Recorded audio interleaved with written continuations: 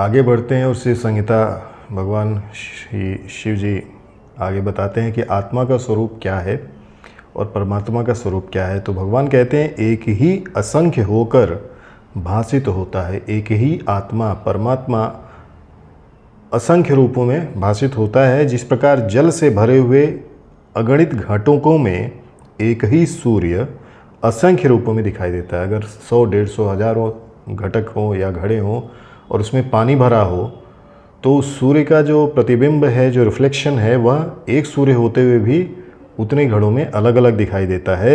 उसी प्रकार का भेद यहाँ पर आत्मा के साथ भी परिलक्षित है। तो भगवान कहते हैं जिस प्रकार घटकों की संख्या से सूर्य के अनेक भेद प्रतीत होते हैं, उसी प्रकार उपाधियों के कारण आत्मा के अनेक भेद भाषित होते हैं।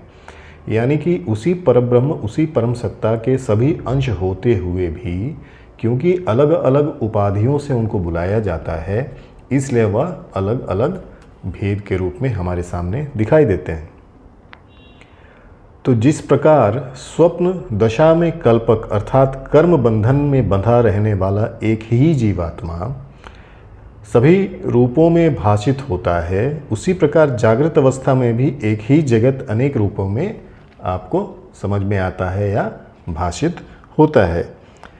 अब आपने योग सूत्र में भी यह चीज़ पढ़ा है कि जिस प्रकार रस्सी को सर्प समझ लिया जाता है, विपर्य मिथ्या ज्ञान जिसको कहा जाता है, तो जिस प्रकार रस्सी को सर्प समझ लिया जाता है अथवा सीपी में चांदी की भ्रांति होती है, उसी प्रकार परमात्मा में संसार की भ्रांति होती है। तो अगर इस भ्रांति को तोड़ते हैं तो आपको परमात्मा के दर्शन होते हैं। जिस प्रकार रस्सी के ज्ञान से मिथ्या रूप सर्प ज्ञान की निवृत्ति हो जाती है, यानी कि अगर आप उस रस्सी के स्वरूप को समझ लेते हैं जिस दिन, तो आपके अंदर की भ्रांति समाप्त हो जाती है और आपको पता चलता है कि यहाँ पर सर्प नहीं है और सर्प ज्ञान से आपकी निवृत्ति हो गई। उसी प्रकार आत्मज्ञान के हो जाने से मिथ्या रूप जगत ज्ञान की निवृत्ति हो जाती है। तो आत्मज्ञान अगर हो गया तो आपको ये समझ में आता है कि ये जो संसार है वह माया मोह है, उससे ज़्यादा कुछ नहीं है। उसी प्रकार से सीपी का ज्ञान हो जाने से रजत स्वरूप भ्रम का नाश हो जाता है। उसी प्रकार आत्मज्ञान से यह जगत भ्रम रूप सदा के लिए नष्ट हो जाता है। तो भगवान शिव कहते हैं कि जब भी आप साधना में उतरते हैं, योग साधना में उतरते हैं, तो आपको इन्हीं भ्रांतियों से अपने आप को दूर करना बहुत आवश्यक है। तो भगवान ये कहते हैं कि जिस प्रकार पीलिया रोग के नष्ट हो जाने पर श्वेत के ज्ञान के कारण रोगी के द्वारा स्वयं शुक्ल का ग्रहण हो जाता है, उसी प्रकार अज्ञान का नाश हो जाने पर आत्मा का सत्व स्वरूप स्वयं प्रकट हो जाता है। तो यहाँ पर जैसे तीनों कालों में भी रस्सी सांप नहीं बन सकती, वैसे ही निर्गुण एवं निराकार आत्मा भी कदापि जगत रूप नहीं हो सकता। तो अगर आप ये समझ लें कि वह परमात्मा जगत है और उसी जगत संसार के प्रति आप आसक्ति रखते हैं, तो ये गलत है, क्योंकि चाहे वह रस्सी किसी भी रूप में हो, रस्सी रस्सी ही रहेगी, भ्रांति भ्रांति ही रहेगी।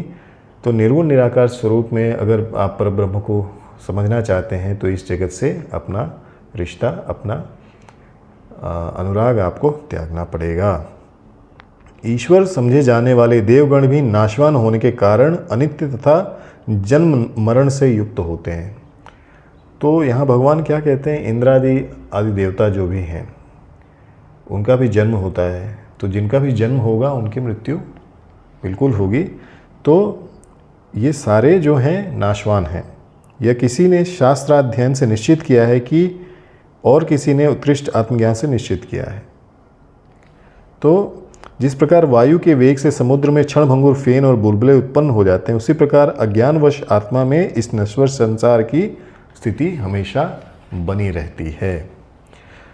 तो जो हो चुका है और जो होने वाला है, यानी कि जो संसार में ऑलरेडी पहले ही घटित हो चुका है और जो भी आगे होने वाला है, ऐसा व्यक्त और अव्यक्त संपूर्ण जगत, यानी कि मैनिफेस्टेड और अनमैनिफेस्टेड जो जगत है, संसार है, वही परिभाषित दिखता है। यानी कि संसार दो रूपों में आपके सामने दिखता है। एक मैनिफेस्टेड है जो आपके सामने दिखाई दे रहा है, और एक है अनमैनिफेस्टेड फॉर्म जो आपको दिखाई नहीं दे रहा है।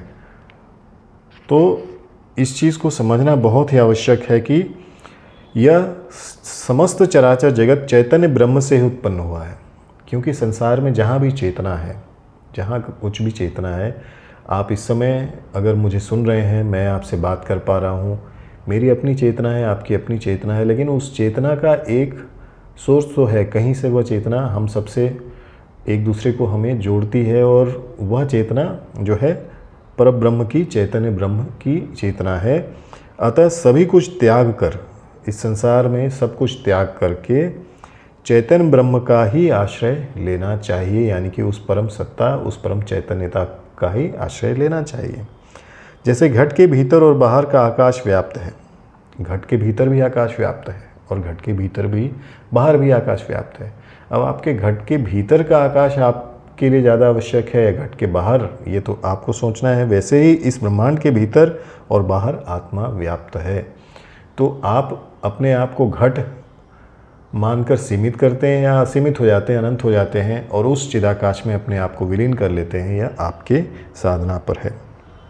जिस प्रकार आकाश मिथ्या भौतिक वस्तुओं में संबंध नहीं होता, उसी प्रकार आत्मा भी समस्त कार्य वर्ग में व्याप्त हो रहता हुआ भी पृथक है या अन्यथा नहीं है, अर्थात सत्य है।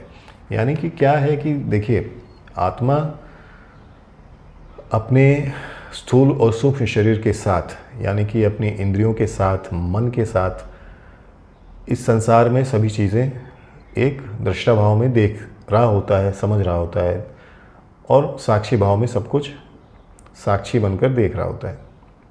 लेकिन जिस दिन वह आत्मा अपने आप को इस संसार के साथ आसक्ति बना लेता है और वह अपने आप को संसार का भाग मान लेता है, मैं, मेरापन, मेरा, तेरा, यह जब शुरू हो जाता है तो सारी परेशानी वहाँ से शुरुआत होती है।